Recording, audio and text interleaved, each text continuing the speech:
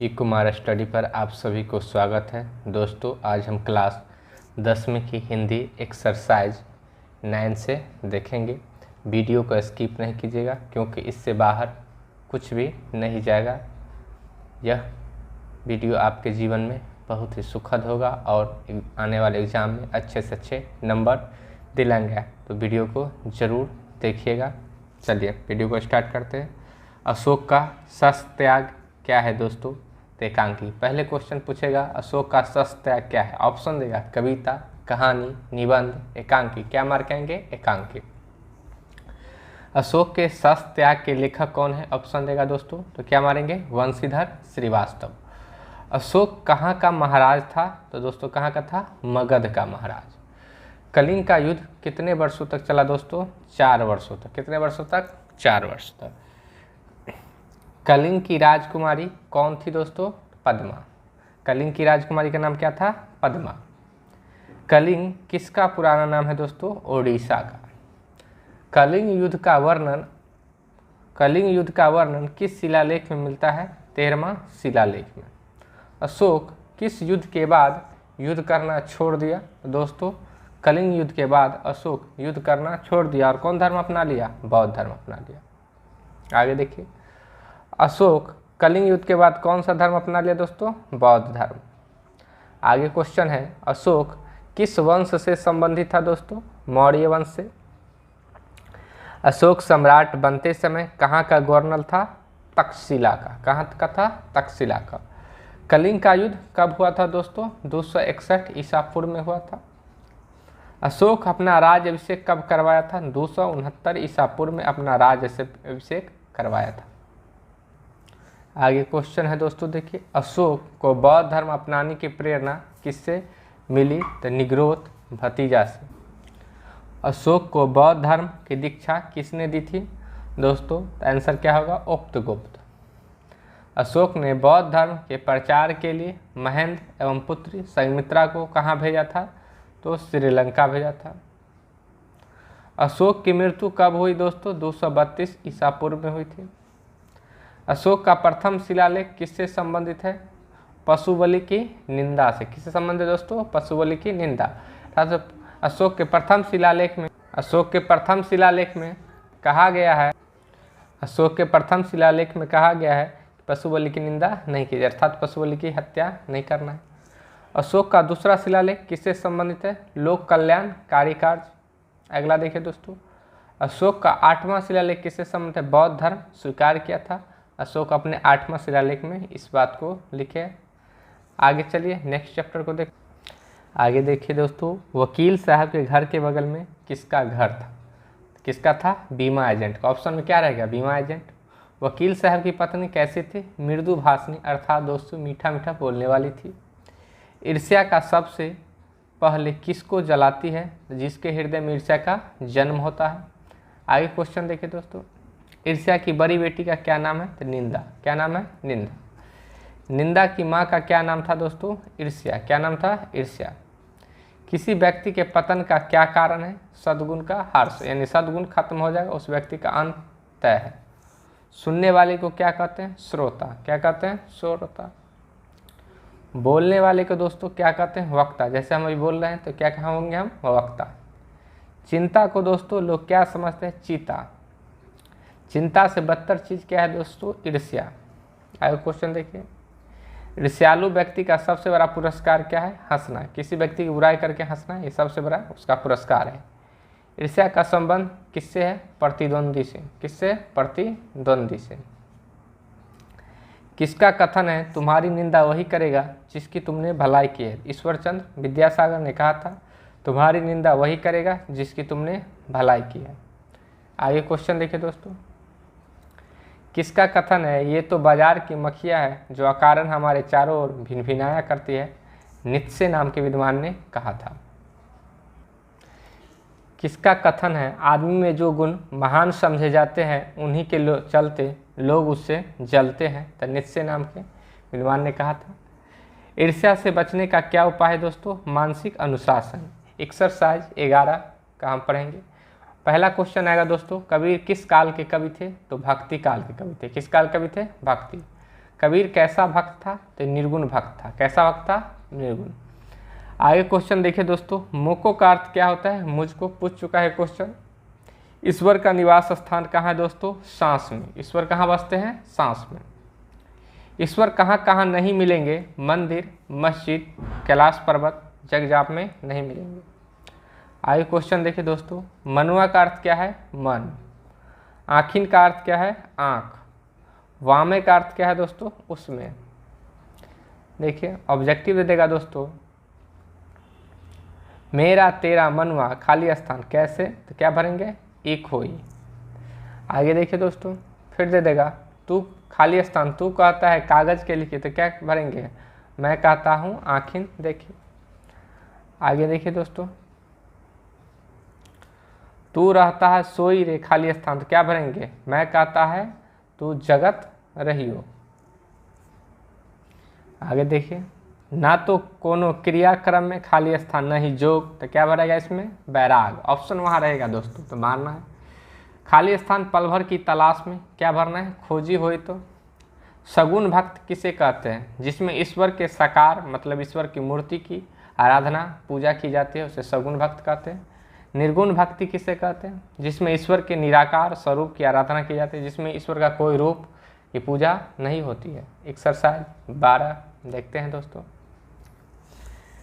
विक्रमशिला क्या है? पहले क्वेश्चन पूछेंगे तो क्या होगा? निबंध। ऑप्शन देगा कहानी, कविता, निबंध। क्या मारना है दोस्तों? निबंध। आर्यभट्ट किस क्षेत्र में प्रसिद्ध थे? गखोल विद्या। किस क्षेत्र में प्रसिद्ध थे? गखोल विद्या। तिब्बत में बौद्ध धर्म का प्रचार प्रसार किसने किया था? अतिश दीपंकर। किसने किया था? अतिश दीपंकर। अंग महाजनपद का आधुनिक नाम क्या है दोस्तों? भागलपुर। क्या नाम है? भागलपुर। विक्रमशिला विश्वविद्यालय की स्थापना किसने की थी? धर्मपाल। किसने की थी? धर्मपाल। नालंदा विश्वविद्यालय की स्थापना किसने की थी? आगे देखिए दोस्तों, इसका आंसर है कुमारगुप्त। विक्रमशिला किनके नाम पर पड़ा था? विक्रम नाम के यक्ष के नाम पर विक्रमशिला का नाम विक्रमशिला पड़ा था। विक्रमशिला विश्वविद्यालय के अंतर कितने महाविद्यालय आते थे? 6। अभी जो हम जितने क्वेश्चन का आंसर बता रहे हैं सब आपको वहाँ ऑप्शन में मिलेगा, इसलिए आप शांति से सुनते रहें। विक्रमशिला में प्रवेश करने वाले छात्रों को कैसी परीक्षा पास करनी होती थी? मौखिक।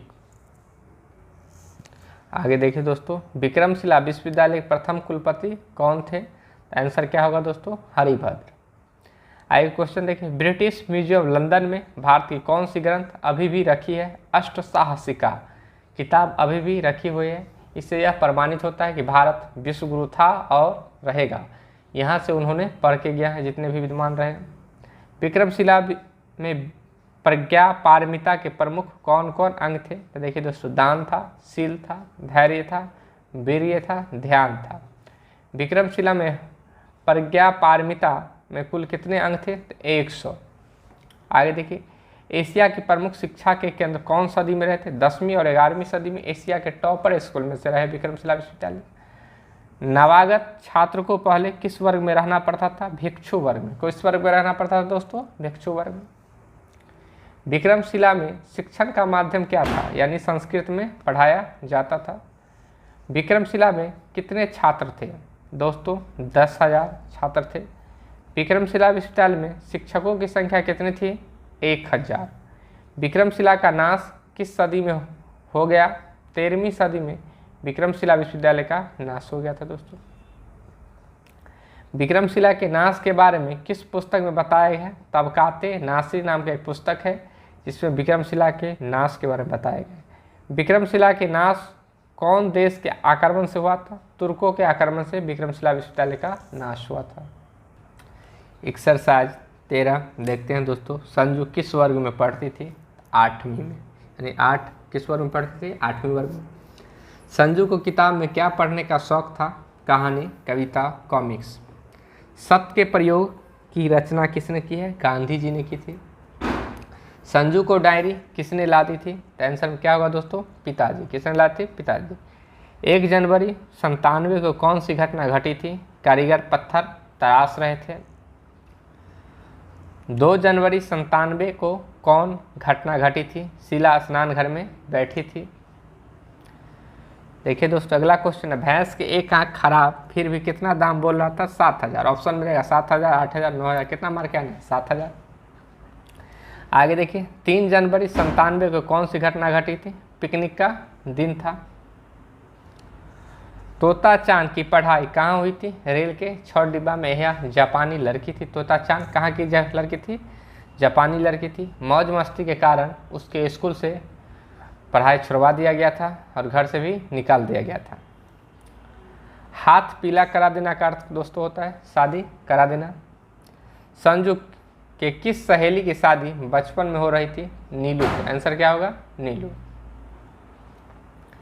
किसने कहा आज बिटिया स्कूल नहीं जाओ, रिक्शा वाला छींक दिया है? तो दादी माँ। किसने कहा था? दादी माँ। एक्सरसाइज 15 देखते हैं दोस्तों। पीपल के लेखक कौन है? तो आंसर क्या होगा? गोपाल सिंह नेपाली। ऑप्शन में अनेक लेखक के नाम रहेगा तो उसमें क्या मारना है दोस्तों? गोपाल सिंह नेपाली। पीपल कविता में किसका वर्णन है? प्रकृति का। कहेगा कौन कविता में प्रकृति का वर्णन है? तो आंसर पीपल कविता में। या पूछेगा पीपल कविता में किसका वर्णन है? प्रकृति का। कानन का अर्थ क्या होता है दोस्तों? जंगल। वसुधा का अर्थ क्या होता है? पृथ्वी। मराल का अर्थ क्या होगा? हंस। वलरी का अर्थ क्या होगा दोस्तों? लता। रजनी का अर्थ क्या है दोस्तों? रात। मृणाल का अर्थ क्या है? कमल की कोमल ठंडक। पीपल के पत्ता का आकार कैसा होता है दोस्तों? यह क्वेश्चन एग्जाम में पूछ चुका है। पीपल के पत्ता का आकार कैसा होता है? गोल। देखने में आपको त्रिकोण लगेगा मगर आंसर क्या होगा इसका? गोल। बुलबुल गाती रहती है दोस्तों च च। सरिता कैसे गाती है? बह बह। सरिता का अर्थ क्या होता है दोस्तों? नदी। तो नदी कैसे गाती है? बह बह। पीपल किस तरह की कविता है? छायावादी कविता। क्या है? छायावादी। जल के ऊपर खिलते हुए कमल का रंग कैसा था? लाल। यह भी क्वेश्चन एग्जाम में पूछ चुका है। सब पक्षी का घर क्या होता है दोस्तों? कोटर। आंसर क्या मारेंगे? कोटर। सब पक्षी का घर कौन बनाता है? तो आंसर में क्या होगा? गिलहरी। कौन पक्षी रात में रोता है? तो आंसर में क्या होगा दोस्तों? चकोर। सरिता का अर्थ क्या है दोस्तों? नदी। पल्लव कैसे डोलते हैं दोस्तों? ढल ढल ढल ढल। आगे देखिए दोस्तों, दीनबंधु निराला के लेखक कौन है? आचार्य शिवपूजन साहब। निराला जी किसका संपादन करते थे? समन्वयक है। यह क्वेश्चन भी पूछ चुका है और पूछने की प्रबल संभावना है। दीनबंधु निराला साहित्य की कौन सी विद्या है? निबंध है। निराला किस काल के कवि थे दोस्तों? आधुनिक काल के कवि थे। बेलूर मठ कहाँ है? कोलकाता में। दीनबंधु निराला किसे कहा जाता है? सूर्यकांत त्रिपाठी निराला को। जो रही दिन ही लखे दीनबंधु सब होय के रचयिता कौन है? आंसर में क्या होगा दोस्तों? रहीम। दरिद्रा को भोजन परोसने के दौरान निराला मातृभाषा में कौन सी भाषा का प्रयोग करते थे? बांग्ला का। दरिद्रा मतलब दोस्तों गरीब। निराला देखने में कैसे थे? लंबे थे, तगड़े थे, ललित मनहर था, कंठ था और आकर्षक था। यानी देखने में सुंदर शरीर था। मतवाला मंडल कहाँ स्थित है? कोलकाता में। धन किसके पास अतिथि के समान अल्प विधि तक ही टिकने आता था? दीनबंधु निराला के पास। यह ऐसा व्यक्ति था जो 1,000 कमाता था और 1,500 का चिट्ठा पहले से तैयार रहता था। दीनबंधु निराला बंगला समाज में किस तरह मिल जाते थे? दीनबंधु निराला बंगला समाज में किस तरह मिल जाते थे? दूध मिश्री की तरह। आगे क्वेश्चन देखिए, बेलूर मठ की स्थापना किसने किया दोस्तों? विवेकानंद। किसने किया? विवेकानंद। बेलूर मठ है कहाँ दोस्तों? कोलकाता में। विवेकानंद अपने गुरु रामकृष्ण परमहंस की याद में बेलूर मठ की स्थापना की थी। कौन गरीब को मुढ़ी चाना बीड़ी बांटते थे? तो दीनबंधु निराला। दीनबंधु निराला के पास युवतियाँ किस उद्देश्य से आती थी? साहित्य सीखने के उद्देश्य से।